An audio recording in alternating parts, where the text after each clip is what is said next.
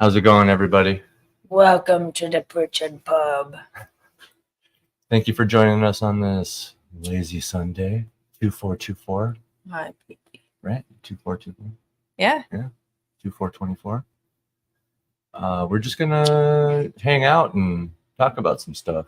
We had a stream last night, and it was pretty invigorating. There was a lot of good conversations about cryptids and stuff. We had M. Anthony Harris, who's an author. We had him on, and he lives in China, so it was pretty cool just talking to him about whatever. Oh yeah, he tells us the coolest stuff. Hey, orcs, I know. Mhm. Hey, Allison.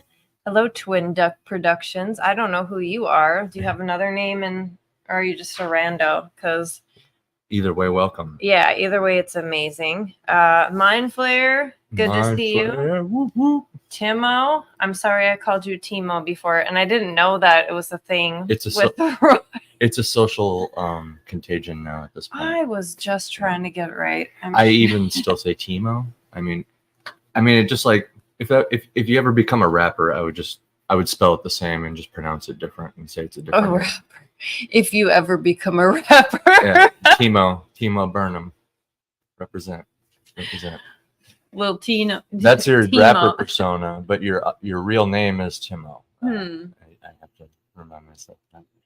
So, or most of us should remind ourselves of that. Yeah. Whatever you say. Yeah. And stuff. So, So it's almost Valentine's Day. We have never done a stream where it's just us. Yep. And that was actually the original plan. It would mostly be just us two, and then we would have people come in because Andy and I have very interesting conversations where I'll say, what if this, or, he'll bring something up and I'm like, we got to stream this because we talk about some interesting concepts or theories, and then it's like we never write them down and remember. But yeah, we definitely should stream more, just us two. Yeah. But yeah, these conversations can get pretty off the rails sometimes. Well, yeah, but it's hard when it's kind of a spur of the moment thing, and we're in the car or something like that, and then you can never remember exactly what was said. Right. I love that we have headphones now and we're not sharing them. Yeah, it's pretty good. It's the best. Well, one of my favorite things recently has been hopping in live stream chats and just kind of like interacting with the other people in the live stream chat. Rather, like we're all listening to the live stream. Yeah, that's awesome. But like, there's like usually some other shit that's going down in the chat, like different kinds of conversations going on. And some of these deep talks or whatever, weird talks that we have sometimes, whatever you want to call it. You just imagine a chat in front of that too, and it makes it even more interesting because you never know when somebody has like a perspective to throw in on it. You know what I mean? Yeah. So. Oh yeah, it would be so much better if we had a chat when we had those conversations and to see what people also thought. I'm just trying to think of some of them, Yeah. And it's the level where it's like 3/4 of a joint, and it's like, oh, what a beautiful day, and then the last quarter's like the raccoons are working for the CIA, so it's kind of shit like that, but it's actually a lot of it's really serious, and Yeah, those are the extremes, right, but kind of like that. I saw somebody on Twitter. I don't know if it was today, but they said something like, gosh, I can't remember what the topic was, but they were like, I'm pretty sure they were being facetious, but they were just like, oh yeah, Antarctica, they suppress the Atlanteans in Antarctica, and penguins are actually just devolved Atlanteans, and they don't want us to know. And I'm just like, oh my god. So I've actually been reading a lot about people like, oh, there's flowers blooming in Antarctica and it's this big thing, and people are like, it's out, they've done that before, and so I wonder, because in Minnesota there are several times a year usually where you check the weather here and it's like 20 degrees colder than Antarctica. It'll be like -40 here and -20 there, so yeah, I don't know. It gets pretty wild. And then like you compare parts of like Southern California. You were comparing Minnesota, right? Yeah, I'm actually surprised that there's not more like, I mean, like trees can survive winter, not all of them, of course, but a lot of them can. And it's weird that we don't on this planet have a bunch of flowers that grow in snow in the winter. Why is that? There's some, which is where some of the pagan symbolism comes in, like but I mean like all different kinds, you know, because we have like fall blooming ones and stuff like that. So why don't we have these like crazy ones that always grow in the cold, like a bunch of them? You would think it would be in like an insanely different world. You would think it would be just like stepping into another world every time it turns winter, if it was that ingrained, right? Like, yeah, I wish when there was snow, all of a sudden there's like these like dandelions, like some invasive like weed flower that just like pop up in the snow, and it's just crazy. Well, like it leads the mind to start imagining things like a winter wonderland where there's like ice roses that bloom in the winter, and like winter cherry blossom trees, and like fruit that only grows on certain trees in the winter. Well, the apple tree we planted at my dad's house, it gets flowers, but in the winter it gets red berries that attract the birds and stuff too. That's interesting. This is also why world building is so cool, and just writing in general. You know, like there's a lot of people that are concerned with the quality of the books from Iron Age authors, you know, and they think they're shitty because whether it's because they're cheap or they just, you know, they assume that self-published equals garbage. But that's usually the big one. I mean, they're just like indie. Even if the book has, you know, spelling, grammar errors or whatever, like it's someone's mind creating this stuff. So like, it's always going to be cool to me. You know, you're getting into someone else's mind and then you're putting your own twist on it with your own imagination. So I just can't wait to dig into this. We're in the middle of a book now, but I just can't wait to like get through all of them. And we'll have more time coming up. You know, a lot of times you mentioned like errors and stuff, like you know, really the only difference, because it's the same, like they're both human. The indie author and the traditional author, they're both human beings that are going through the process of writing a book. The only difference is the trad author has a system, like an entire business or corporation, putting it through 20 rounds of editing. Right, and I will still find errors in trad books too. I was just going to say, they adapted George R. Martin's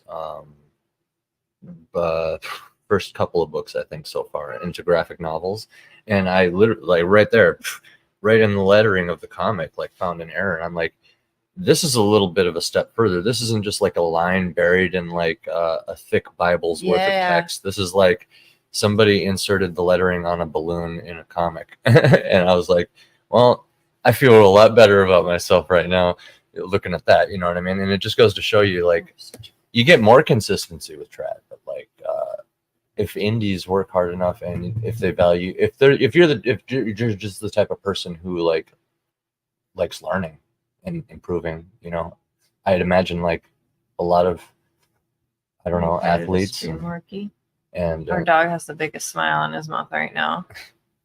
He's such a but yes, I'd imagine a lot of athletes and just competitive people in general would make great indie creators, just because of that competitive mindset. I mean, just like needing to understand. Also, people like that are obsessed with learning. I'm holding my dog's hand, and he like does this to actually hold my hand. Allison says she's seen a lot of care going into these indie books. Absolutely. People take their books really seriously, and I love it. You know, and there's something to be said about people who are like, I can do this myself. Like, I don't need you. You know, they have that power. Mm-hmm. And we really underestimate people that are not afraid to just put it all out there and do it themselves and, you know, learn as they go. And it's really empowering and awesome. And that's another reason the second round, I'm like, we need more female books, because we have one digital copy and then one physical copy for the first round with female authors. And I didn't even realize that, you know, until we actually had them here. I'm like, this is not okay. So now I'm like, you know, the next round is going to be, you know, maybe a few men male authors, and then the rest are Mhm. going to be female. So it's going to be very, very different. And the other thing, like, Just because of that, not like the quality will Right. be different, but you know. right. And like, that's just kind of on us, because it's like, not to say that they don't exist. Quite frankly, there's certain genres that are dominated by female authors, especially in indie. Like, I would say romance. Oh yeah. You know, maybe, you know, I could be off because I haven't like looked into this recently or very much ever. But yeah, like young adult. I you know. think men are afraid to do romance. And that's because, you know, if they write anything that's even a little bit like S&M or like, you know, stuff like that, they're a freaking incel or they're whatever. But if a female does it, they're like, yeah, you know. So it's a little bit, and we give men such a hard time about a lot of stuff too. So I can see why there's more females anyway. And, you know, our brains just might be wired differently where that's more of a thing on our mind to write about. And maybe we crave it a little bit more, even 100%. though men do too. Right. And yes, you're right, the fantastic covers. I totally agree with that. Some of them are amazing. Mhm. And then it's like, I don't know, I like the symbolism a lot of people use in them. Some are just fun to look at, of course, but a lot of people, you can tell they really, and we're not against people using AI for their covers. Like, if you can't afford an artist for your covers, that's cool. Andy's covers are mostly AI, and then he still has hired artists to do the comic adaptations of his first published novel. So, you know, it's not like we're against paying artists or anything, but right. Mine, like an entire comic, which is going to be a graphic novel, worth, not to mention like over a decade of like paying artists to do my album art and stuff. Like, when I was doing music, like, I don't know, the list goes on.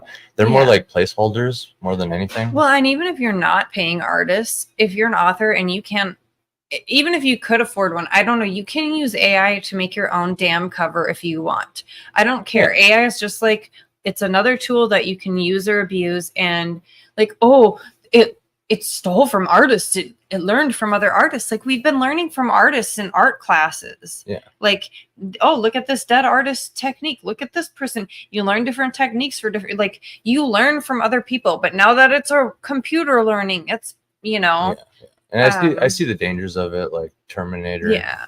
You know, well, I had people giving me shit like, oh, you're a model. People are going to steal your likeness. And they're like, anyone can get their likeness stolen and have deep fakes of them. Yeah. Like, it's a very real and valid fear, of course. And that's an example of abusing AI instead of using it, you know, like how it should be, you know. So right. Anyway. And that's like human intent. That's what it usually always comes down to, is, you know, it's not the fact that it's doing what it's doing. It's it's how somebody ended up using it. And that's the problem. Yeah. Intent matters so much. Yeah. I mean, there's exceptions. Honestly, everything is so situational anyway in life. I say that a lot, but you know, people will ask a question like, oh, it's situational. You know what I mean? Yeah. Because under certain circumstances or situations, like, yeah. Anyway. Yeah. So he's just looking at some covers here right now. Yeah, I'm trying to inspired him to do that. Yeah, you reminded me to look to pull up this cover I saw earlier, but I don't think it's reached the Google searches yet. That's a bummer. And you know, I could be just looking in the wrong place, but yeah, it was essentially just like a modern redo of I think it was the first Wheel of Time book. They just redid the cover, and it is so much worse. Yeah, like I think it was Wheel of Time. People were talking about it. I don't know if I even responded to it, so I don't even want to like start like looking into it further and wasting time. What the fuck was that? That was fucking Twitter. What was that? Oops, what did I do? Hold on. No. Welcome. Yeah. Who is Internet. This person? Oops, sorry. Hi, you don't know who they are? Oh, that's really gross. Yeah, it is. We're looking at Twitter right now. Why can't I see it? You can just. Oh. We're live right now. All right, so I just want to. Is this person posting a picture of themselves? I have no idea. That's what I'm trying to figure out. Married to a Jewish gob woman. Oh, so it's a dude just posting a nasty photo of someone else. That's what I wanted to know. I wanted to know if it was your followers saying, right, posting themselves naked in a Wendy's bathroom bent over. Right. It's the firearm argument. They don't delete people, other people do. True. Like with AI, it's human intent, like the intent behind it, right? Yeah. Like, no one wants to talk about when people with guns save lives, which does happen. Right. I will carry proudly always. Yeah, Andy and I actually, when we got together, I came out of a super abusive relationship, and he was doing some stalking. So right away we got our permits to carry here and got firearms because yeah. I mean, she was in a situation one time where she actually got to talk to a female police officer who literally told her to always carry. That's when from the police themselves. So. That's when a cart tried to block me in, and 3 people got out with ski masks and tried to surround my car, and I maneuvered out of there and took off. But so when I made the report, she's like, always have your gun on you, Yeah, I will. Right. Shout out to Whimsyland. Cheers, Daniel P. Riley of Whimsyland.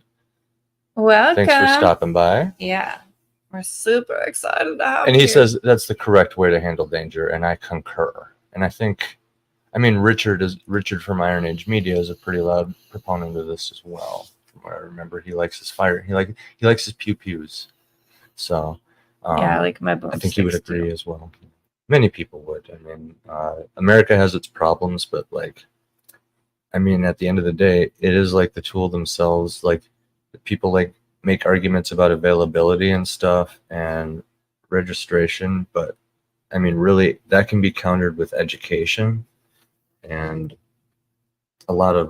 there's a lot of things you can do to counter that, and education is the main thing. I always say much like we try to educate people about driving from the age of 15, right? It's not even 16. 16 is just when you take your test. Some people might even be starting at 14 or younger or whatever, depending on their family, but they're learning about driving. You can start driver's ed at 14. Well, I think it varies state to state too, with permit rules, and ages. But in Minnesota, you can start driver's ed when you're 14, as long as you turn 15 before the end of the course. So that's what I did. I think my birthday was 2/3 of the way into the course. But anyway, not that it really matters. No, that's actually super relevant. Yeah. But so from a young age, we're learning about driving and stuff, and I don't know if there was just a little bit more. Looking my foot or my It's just if there's just a little bit more of a focus on education from such an age, then maybe there might be we might see some needless shootings at least go down. More safety was talked about. If it was more accepted. I was just reading about a school in Iowa that they're going to start having armed staff, and good. Yeah. Good. Just as long as they're properly trained, all that, go through the channels. Yeah, of course. It would be fucking heartbreaking to be a teacher and have to shoot a student because they had a gun. Yeah. But to save lives, that's, Mm-hmm.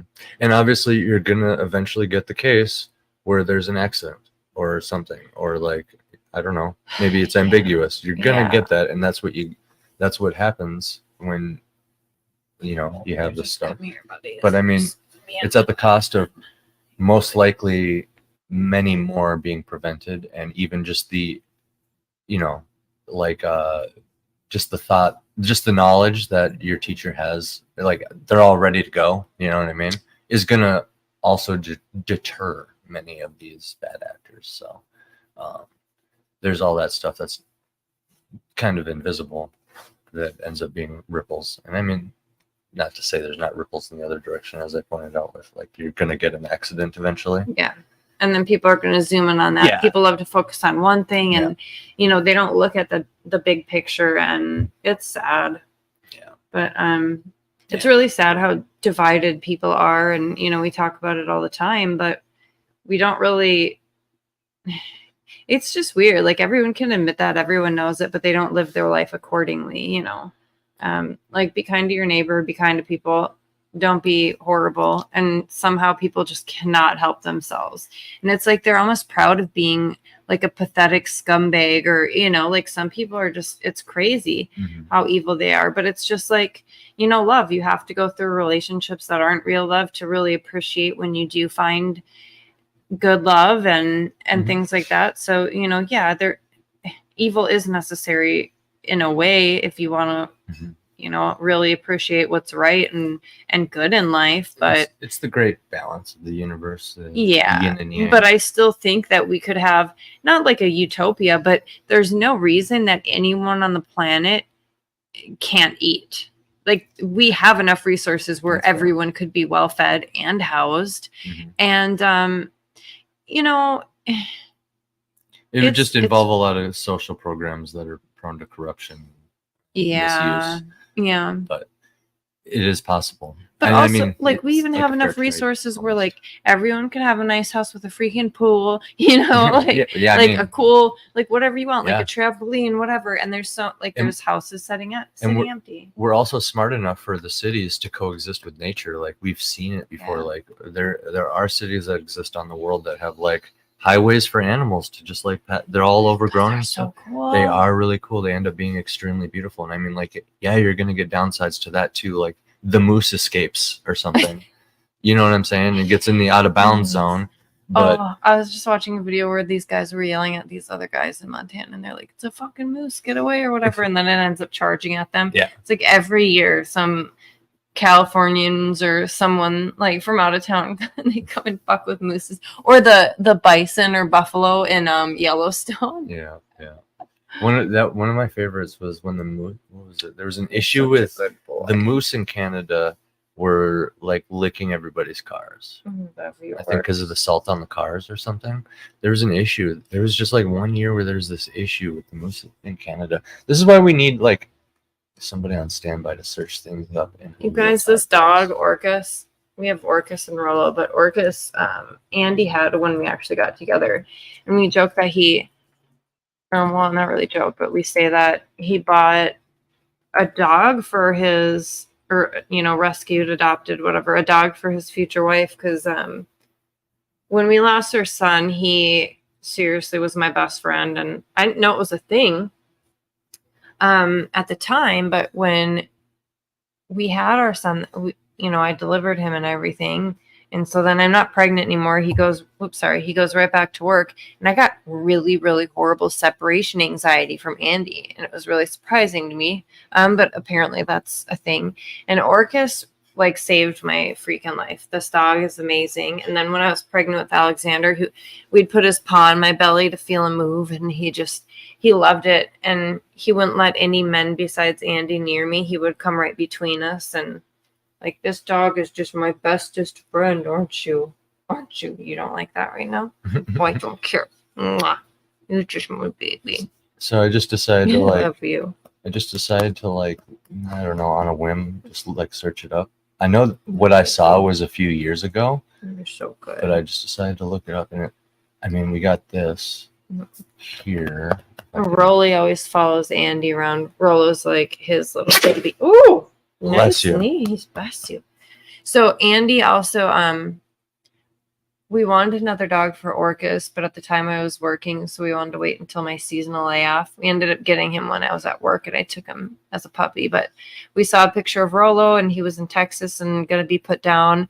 But they had transport. They just needed someone to take him. So he looked like, I didn't see baby Orcus. He was like an older puppy when we got together. So, almost 2. So when I saw the pictures of Rollo, it reminded me of the pictures he showed me of Orcus. I'm like, we got to get him. So they're kind of twins. But hey, Roro! Just black dog with pointy ears. And tuxedo, because they have the white on their chest and feet. Yeah. So, yeah. A lot of times when I was about to, even though there was a huge size difference, like Rollo could walk under Orcus, I would hook up the wrong dog to the leash to take him to work. I'm like, oops, not you. Come here, Ro. Say hi on the stream, buddies. Say hi to everybody. Come here, baby. Come on, bud. He's like, but you have Orcus in your lap. Yeah, Come on, buddy. he gets jealous. He gets his feelings hurt. Do you want to read this article, babe? Sure. Hold on. I want to show Rolly off. Come on, buddies. All right. Come on, buddies. I'll be the cameraman here. Bring me a toy and come up here, buddies. Grab your ball. Yeah. He's like, oh, you'll play? His ears are like, yeah, go get a toy, buddies. Come here. He'll bring one and come up. Okay. Yeah, I'll read the article. And we can go through more comments. Oh, Rolla's just staring at me now. All right. Moose-lit cars. Canada warns drivers to prevent salt-seeking animals from tasting vehicles' salted roads. Moose in Canada have been observed by both drivers and local authorities to be engaging in an unusual salt-seeking activity, licking cars and salted roads. Aren't they mixed with chemicals too? The salt? Oh, right. It's not normal salt. Right? Okay. As a result, Canadian park officials issued a warning for motorists to keep driving when a moose approaches their vehicle. This move is expected to discourage the salt-seeking animals from going to dangerous highways where they can be injured or killed. This bizarre yet common behavior of moose-licking cars has occurred in Canada in previous years. Don't move it when I'm reading. Okay. It's hard to keep my place. Yeah. However, the current North American winter season saw the return of this phenomenon as the animals attempt to replenish their high salt intake for bodily functions. Experts point out that animals require some salt to survive and for extra minerals like sodium, which is essential to the central nervous system. And that would be why like in wintertime, they're in desperate times, right? And by the way, my next metal band is going to be called Moose Liquor. Since Canadian winter... Really? Twice? Okay. Since Canadian winter since December... Okay, whatever. Yeah. Since Canadian winter since December has blanketed some of the landscape with snow and ice, the availability of salt. Period. What? Okay. Look at a fucking sentence. Thank you, Nature World News. Since Canadian winter since December has blanketed... There's no commas until the very end. I'll tell you where it is. Okay. Since Canadian winter since December has blanketed some of the landscape with snow and ice, the availability of salt, period. Yeah, they messed up. And this is a great example of even if you're some sort of big shot, indies can still do it better. You just get more human variance when you go in. If you want an editor, hit me up. Yeah, Nature World News. $200. Yep, Nature World News, hit her up. We'll give you a deal if you go exclusive with us. We'll give you I wouldn't charge $200 for an article like this, of course. Right. We can work something out though, Nature World News. Let's go. Yeah. And I saw Whimsyland in the chat. Shout out to Whimsyland. Hit up Danielle too. Hell. You know, if you got some overflow, not even, just go exclusive. Looks like you need it desperately, but that's all right. I digress. Come on, you're trying. You're doing your best. We all do our best. Where were you at here? Oh yeah, at that weird pyramid period. The availability of salt period. So you're handsomest. Thank you, baby. Oh, you are too orky. So you're right there. Don't worry. I love you too. Oh, you want me to keep reading? Yeah. I know people want to... Okay. What about it? Unlike the winter months, summer provides animals like moose access to salt, including from greenery and plants. With this, the large mammal herbivores are drawn to salt applied to roads. To salt applied to roads. I mean, really, just the way it reads, it could be just salt applied roads.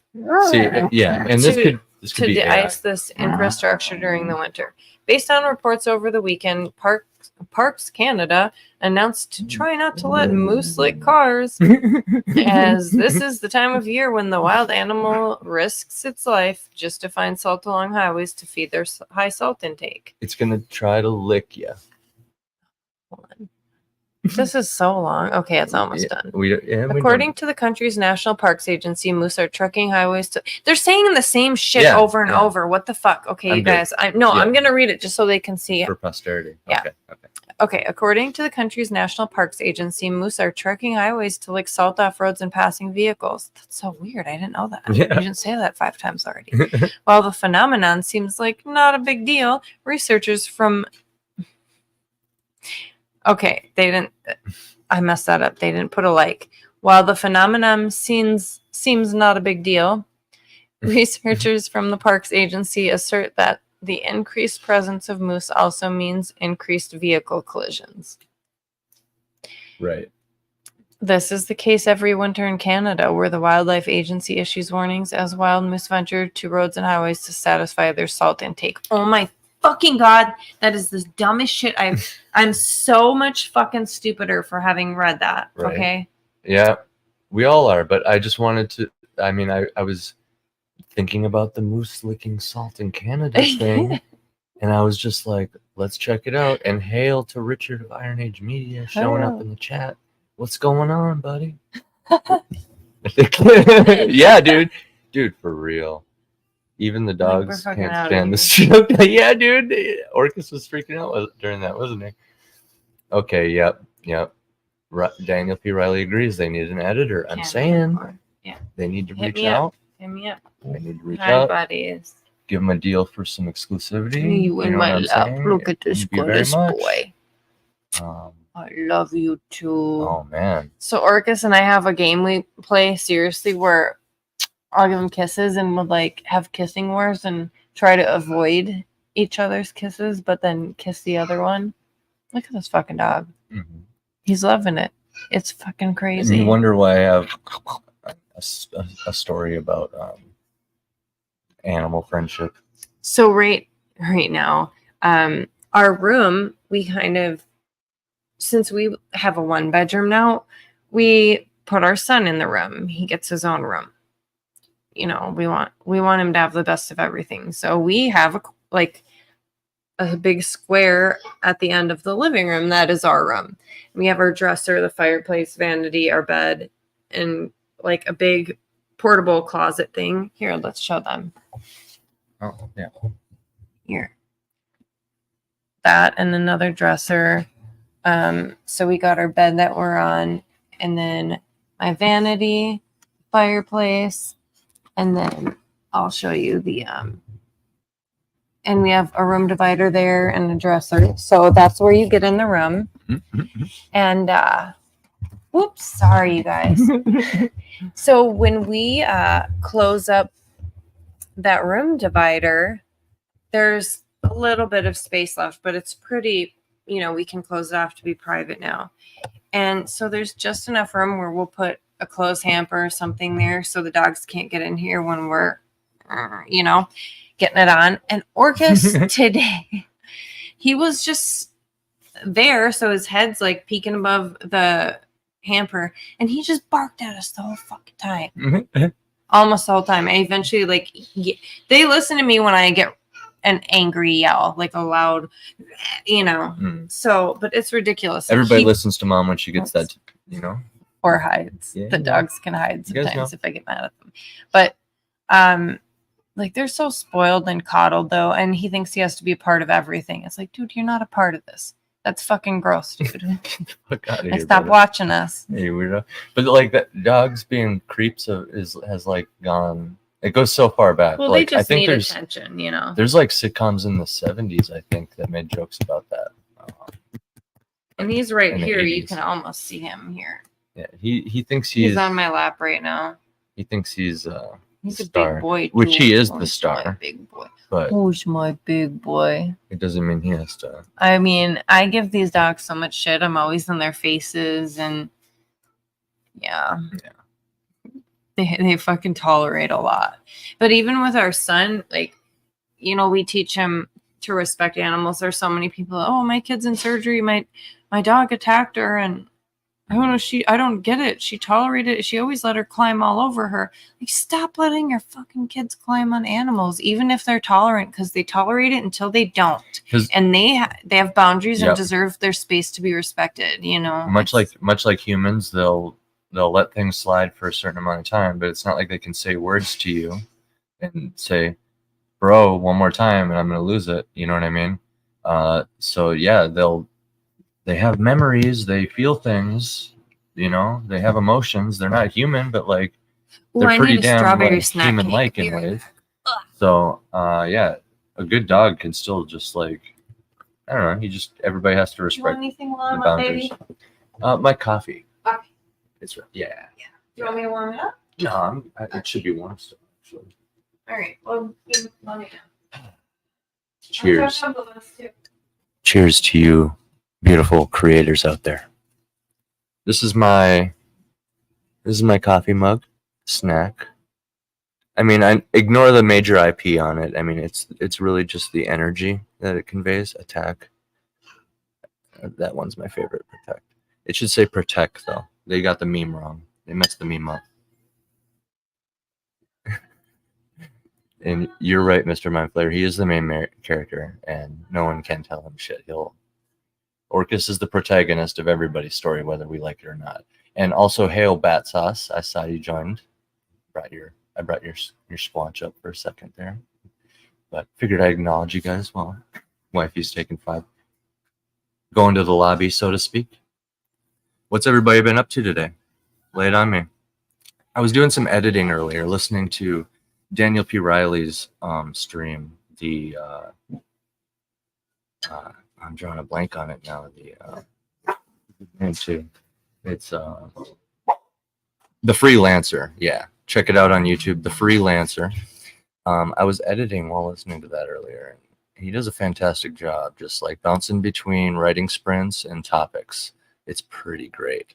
Exactly. Here we go. Freelancer. And yeah, check that out on YouTube, man. It put me in a good mood to do this. And then Katie kind of just had the spur of the moment, like, let's do some Sunday Funday kind of stuff.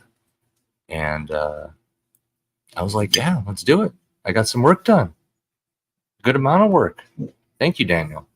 I encourage that. I'm going to share it when I see it. Hold on one second.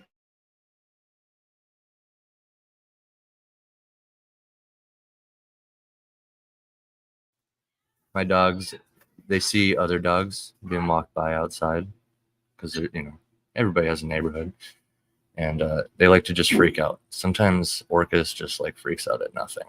I don't know any dog owners in the chat if you can relate to your dog's just barking at nothing. I don't know. They see or hear some shit that you don't, but yeah, that's what the stream is for. Encouragement. Yeah, I picked up on that, and we appreciate you. And Mr. Mindflayer, your wife is in the ICU. Yeah, I'm sorry for that unneeded stress, buddy. And I mean, I'm glad you're here, like hanging out. It's been a minute, and I hope all is well on your wife's end tonight. Safe healing for sure. I know Royce from A Drink with Crazy his wife is going through some stuff too. Oh, man, it just seems like there's always going to be something, and we just all need to like join our hearts together from afar and hope, help each other out when we can. If that makes sense, man. I hope she's doing okay. Do you want to say hi, everyone? Got fresh diet. Somebody's coming to say hi. I wonder who that could be. Orcus, of course, but also the prince. Oh, hi. Do you want to hear? There's no one on with Mom and Daddy, so you'll just hear Daddy. But yeah, so no, not into it. Okay. I suppose we don't even need these headphones since we don't. That's funny. That's kind of funny, yeah. Oh, no, I've just been getting fed They're lines awesome, from my So personal comfortable. 3-letter agency. Richard's actually on the other end feeding me lines. They were comfortable and cheap. If anyone wants the link, let me know. For real. Lorelei, they're great. They are. Honestly. They're pretty good. They were rated high though, I shopped around. All right. Let me put him, let's figure it out. Come on, Yeah. honey. Hey, let's So there always is stress, Mindflayer says, but I've always got creative stuff brewing to help me through it. Amen, buddy. I mean, that's what got me through a lot of the stress of some complicated pregnancies and, having a really hard job and like needing to catch up on debt and stuff like that. Like you can do it to an unhealthy extent too, but just like throwing yourself into your work or rather your creativity. Work works as well too. Cause like when I was able to when I was able to get up at 3 a.m. every morning and clock in at 4 a.m. and work for 12 hours, lifting like hundreds of pounds of glass at a time potentially. I did as much writing as I could on the little 15 minute, half an hour breaks that I got. And it turned into something like what Daniel's doing on his channel, like writing sprints. But it was like mingling with hard work. It was like mixing in with hard work. So it was like hard work, writing sprints, getting up early, keeping a schedule, all of that. Like it seems like such bullshit, but like, dude, it like got me a book, and I'm quite proud of the book. Like when I dive back into that and continue editing this year with that, oh, I'm so excited to share it with everybody. Like just a year of research, hard work, and like pouring myself into it through a pandemic and stuff, and just like trying to maintain those creative juices during life stress. I mean, it creates awesome stuff, man. And we're all rooting for you, honestly. Hope all is well, buddy. And Iron Age FCC telling you, yep. Richard's on the other side, man. I'm telling you. That's why I had to get off. That was why, I went off the rails there for a second, because I'm finally free. I'm finally unplugged. So, uh-oh. Richard says, I don't know what's going on, but his power went out there for a second. It's because I took the headphones off. I unplugged. I'm free, Richard. You can't control me anymore.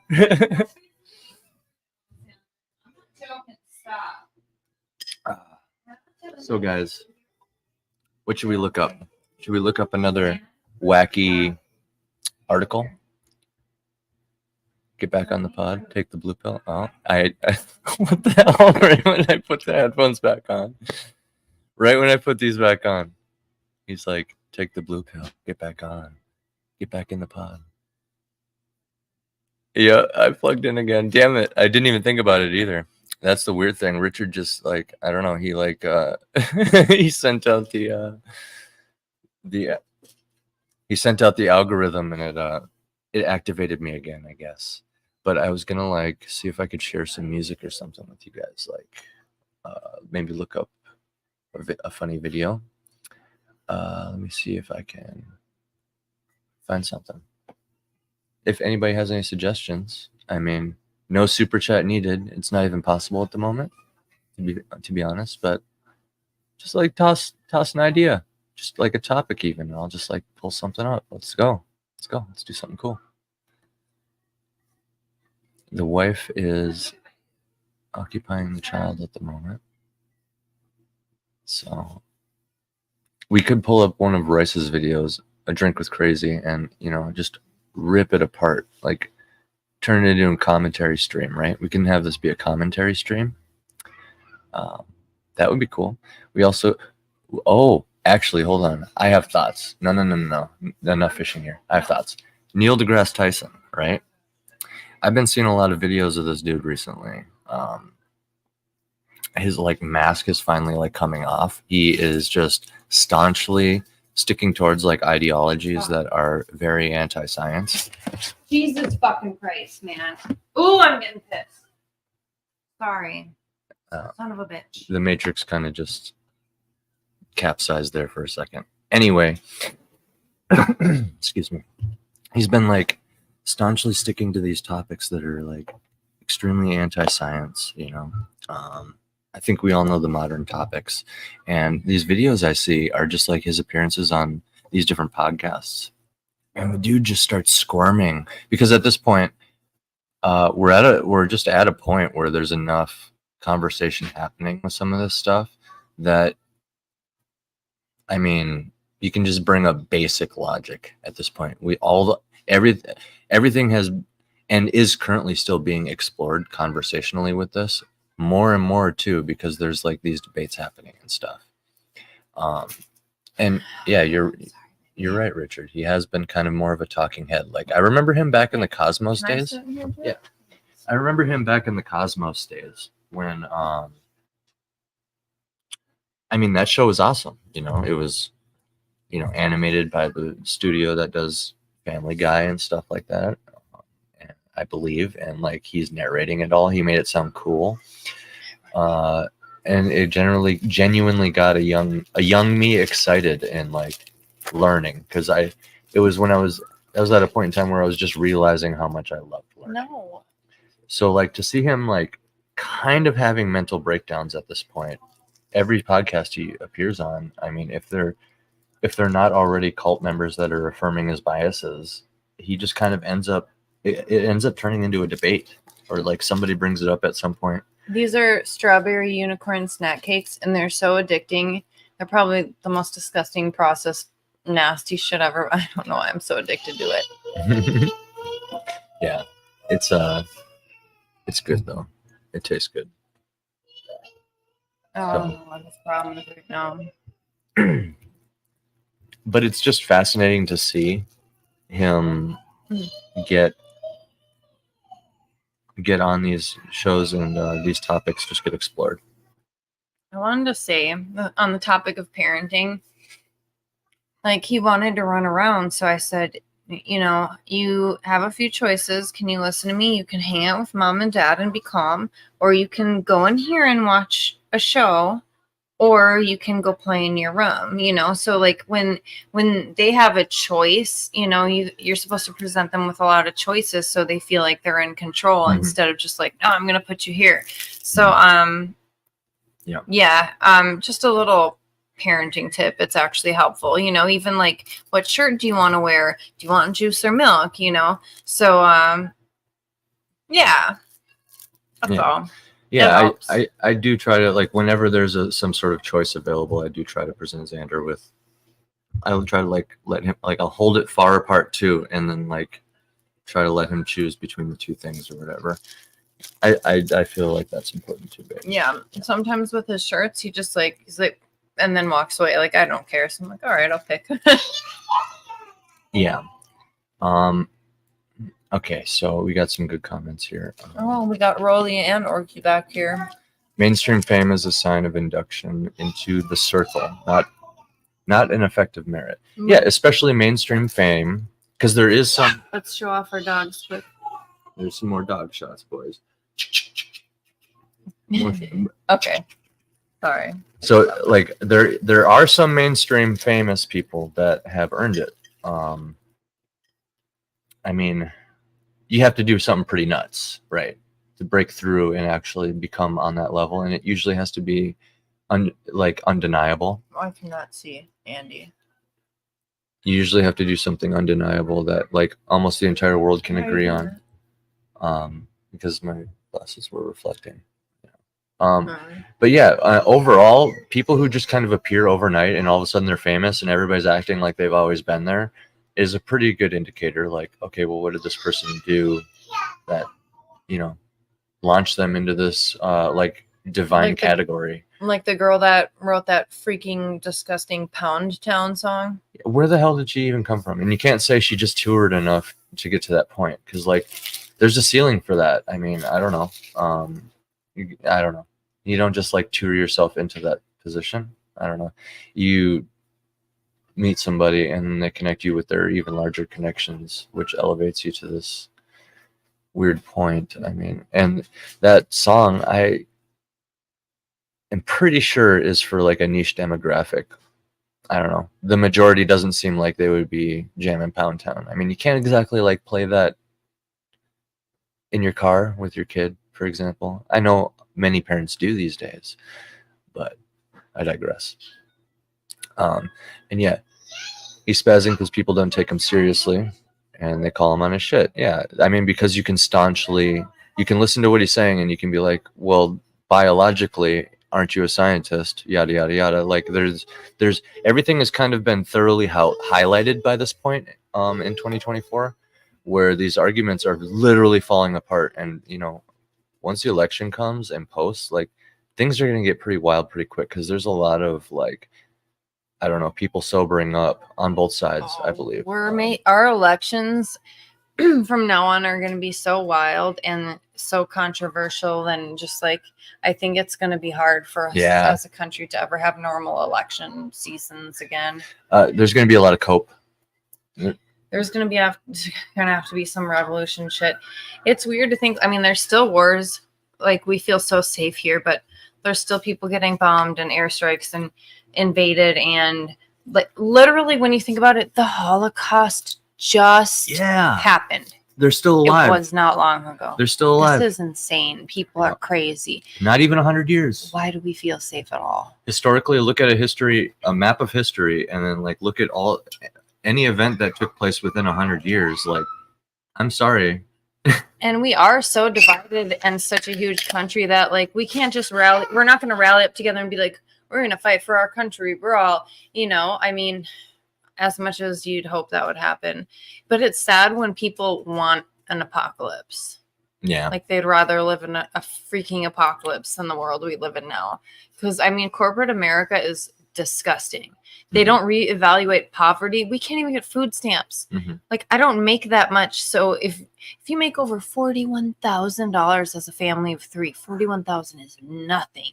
Yeah. That's like affording a house with no cars, no car payments. You know what I mean? Yeah. It's sickening. And $8 strawberries, I'm just like bitching about shit. We can all agree that there's 3 viewers. They're like, I'm out of here. we can all agree that there's like issues with like the system at large, and like it probably doesn't help that like stuff like the the Federal Reserve taking away the gold standard, for example, back in the day, things that we weren't even here for. We need to not have a Federal Reserve. That shit's wild. There should only be sales tax. There should, like, the taxes are out of fucking control. And people are mad about those social programs when our taxes pay for, like, fund other people's fucking wars. That's not okay. It should be like roads, structure, things like that, infrastructure and social programs, and that's fucking it, man. Mm-hmm. I don't know, this weird, Well, the social, that's the issue too. Is like with one end you get extremes where they can't evaluate poverty properly, and it just keeps increasing the poverty level, and like inflation, and then like companies allowed to like inflate also and stuff like that. The obvious issues that we all see, and on the other hand, you see ridiculous social programs and like quite frankly, like indoctrination programs into like strange new ideologies that are causing the entire country to divide amongst new wars being started every day and excuses to argue that are found every day. It's like that's what's sought after every day. And really, we should be looking for excuses to create every day. Like, what's the next thing I can do to build up every single day? Yeah. How do I want to be treated? What do I want to see? I also really, really, not to interrupt you, sorry. Yeah. I really like D&D and like role playing stuff. And like, it's weird how we teach, like, kids play dress up and they pretend and they do this and that. Like, why don't we just be that way as adults? Like, wear whatever you want. Like, let's have games. Let's have fun. Like, you can always work and get shit done and have fun. Mm-hmm. So why aren't we like having more fun? We're so miserable. But like, we need to use our imaginations as adults. It's important. We all daydream. Yeah. Like, we all daydream, and we could put that onto paper. And so, like, there's so many books and people's thoughts and journals and things like that. And it's so amazing. Mm-hmm. One example, I think everybody should be, everybody's able to write stories, Do you need help? Books. Works? I'll help you. You can also make music. Anybody can do that too. Like, I thoroughly believe that we will see a point where both of those things become so attainable. The barrier for entry will be so low on some of the basic arts, the basic idea of it anyway. Like, look what happened with photography just with the advancement of phone technology. Literally everybody can just like have a basic knowledge of how photography works, like the rule of thirds. If you just know the rule of thirds, then you can do a lot of heavy lifting with photography, and with your iPhone you can get some pretty beautiful pictures.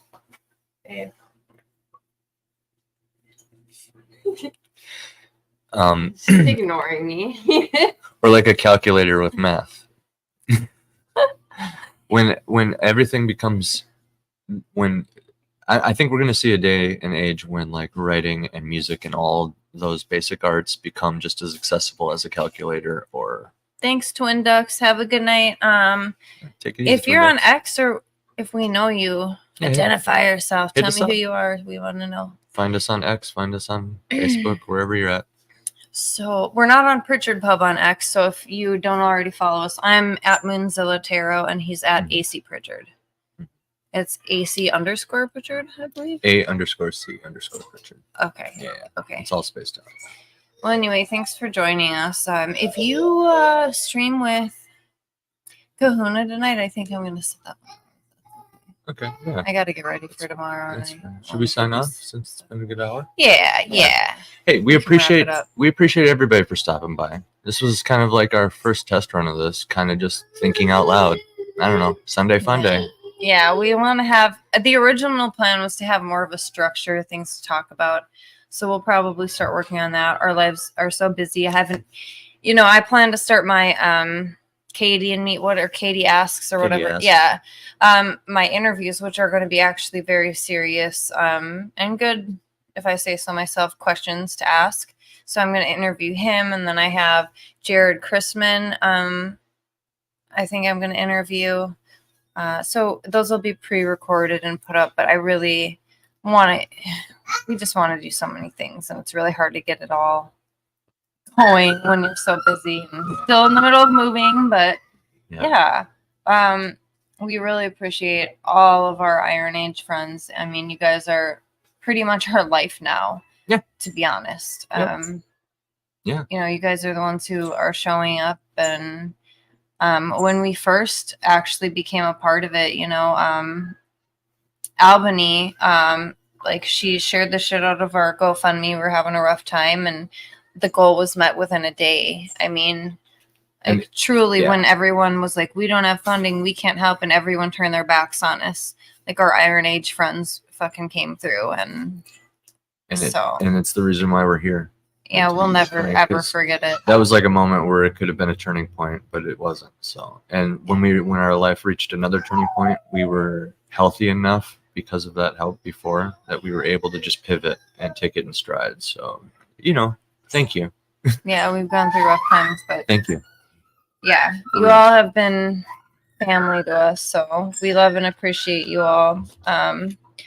Thanks for chatting. We love to chat with all of you and learn and talk and everything. So we look forward. And by the way, if anyone ever wants to come on our stream, we're come on in. Like, we don't care what you do for a living, who you are, any of that. Like, everyone has a story and interesting stuff to say. And even if they don't, like, come and chat. Let's have some fun. Doesn't matter. Yeah. The only metric I've really been gauging is just something to talk about, just so it's not like just so it's not just like, here's this, I'm just fucking, here's a person. Yeah. But anyway, yeah. Thanks for joining us. You guys are awesome.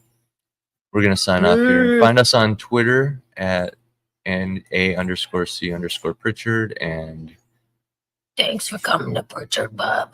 I'm at Moonzilla Tarot on X, Facebook, Moonzilla Tarot, and TikTok, MZ Tarot.